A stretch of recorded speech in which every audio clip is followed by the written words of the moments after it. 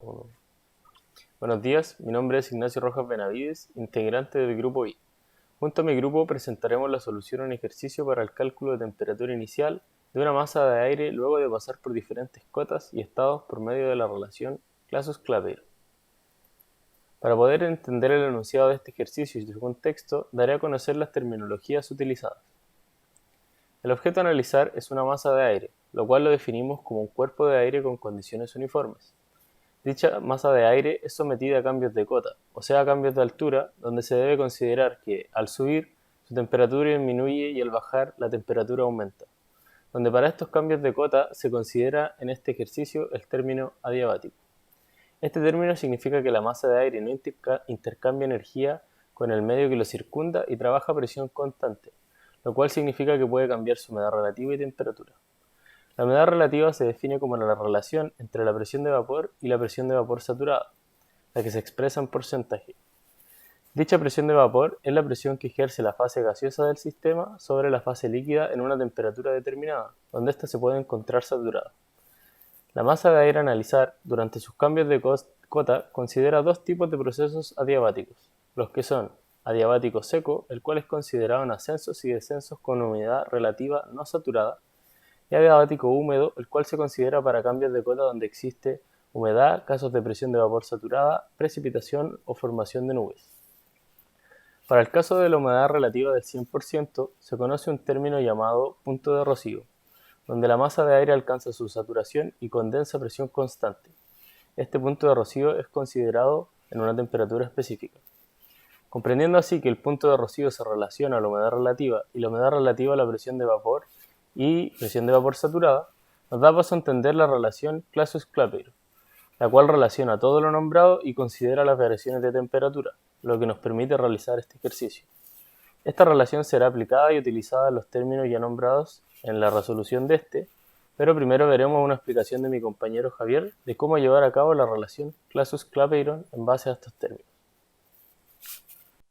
Entonces, la relación de Clausius-Clapeyron nos entrega fórmulas que podemos utilizar. La primera, la presión de vapor saturada, que va a ser ES.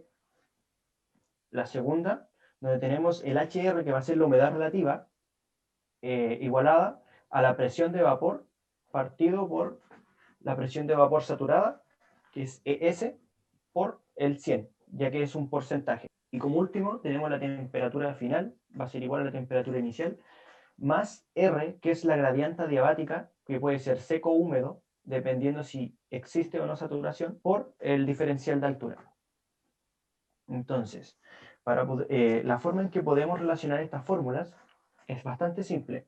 El punto de rocío nos indica que existe un 100% de humedad relativa. Entonces, llevándolo a la fórmula, podemos conseguir que la presión va a ser igual a la presión de vapor saturada con la temperatura de rocío es igual a la temperatura real, como lo podemos ver en el gráfico representado de presión de vapor versus temperatura, donde aquí, a pesar de que sean diferentes temperaturas, la de rocío a la real, mantenemos nuestra presión. Entonces, ahora para encontrar la presión de vapor saturada en el punto de rocío, que es este, vamos a aplicar la primera fórmula de presión de vapor saturada, donde E es la constante Euler y la T va a ser la temperatura de rocío, donde podemos calcular la presión de vapor saturada.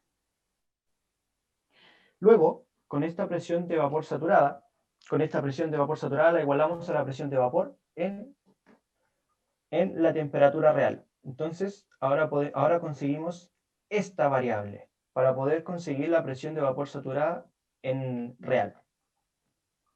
Entonces, ya sabiendo la presión de vapor y la humedad relativa en el punto, podemos volver a aplicar, ya que sabemos que la humedad relativa no es el 100% y tenemos el valor de ella, podemos calcular la presión de vapor saturada. Entonces, aplicando la misma fórmula anteriormente, pero ya sabiendo la presión de vapor saturada, no solo nos bastaría encontrar la temperatura, y por unos procesos algebraicos la podemos encontrar.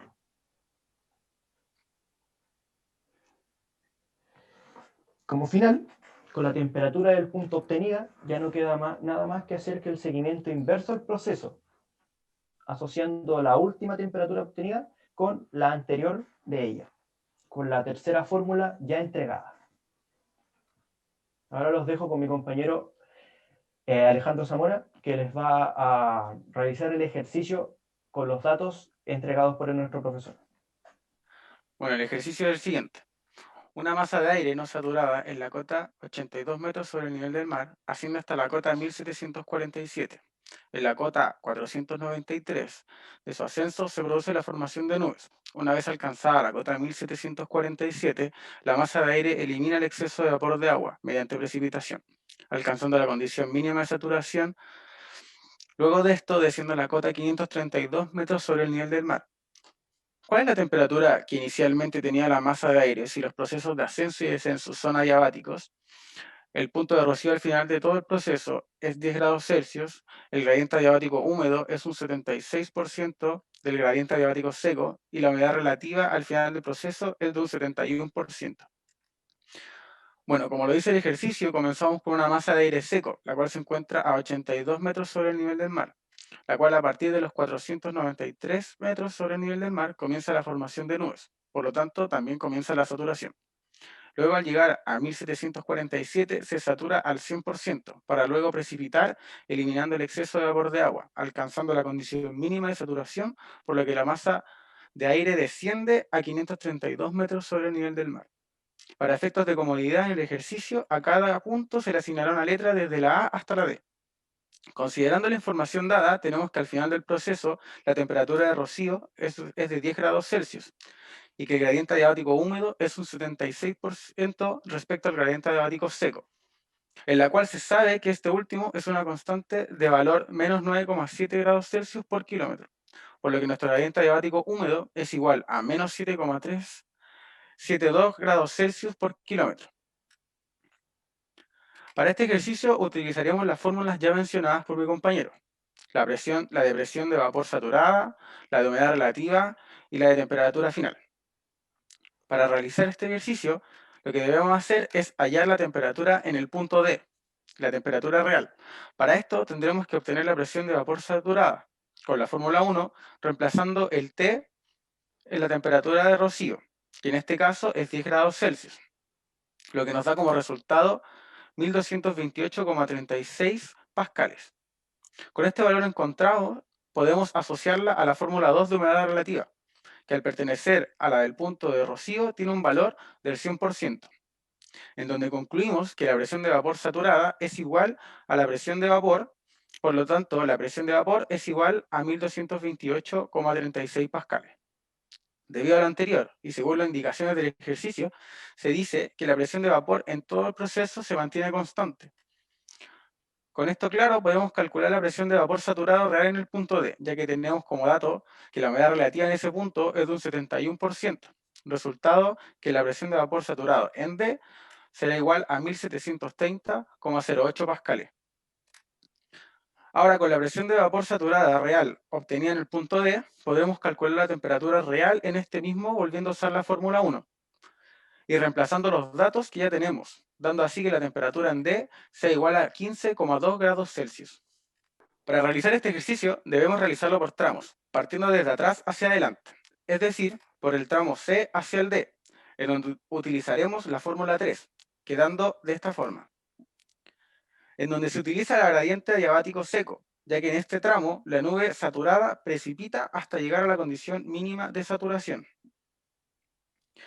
dividiendo la altura en 1000 para dejar los metros en kilómetros de forma tal para igualar las unidades, la cual se hará para el resto de los tramos, resultando de esta forma que la temperatura en C sea igual a 3,4 grados Celsius.